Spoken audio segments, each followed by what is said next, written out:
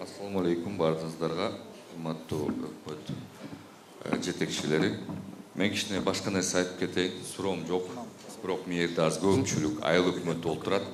Айыл өкмөттүн колунда иштеген, ошол айыл өкмөттө иштегендер отурат. Мореки Токтом, мен мына фермермин, атым Азамат Маданбеков. Мореки Токтом эң туура Токтом. Бул жерде биз отуруп алып, мындай айтып беребиз. Өкмөт мүчөлөрүнө бирок чак отуруп алып, ушундай жумуштар жасаган бул өтө кыйын. Айыл өкмөттөр бүгүнкү күнгө чейин мафия болуп келгенсиңер. Мен бирөөңөрдөн да коркпойм. Мафия болуп келгенсиңер. Горизонтальный власть болуп, вертикальный болбой.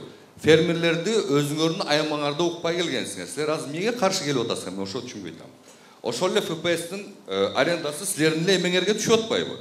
Эмне өкмөткө түшүп атабы? Силерге эле түшүп атат. Буга чейин эмне болуп келген? Достор, туугандар, наркылар, беркилер 150-200 гектардан алып отурасыңар. Ошондуктан бул токтом туура. Бир гана туп туура. Бир гана балким 75% эмес. Аны кичине түшүрүп койсо, ошол туура болор. Ошондо анчалык плен хозяйство семхоздорубуз жок. Болгону ушул.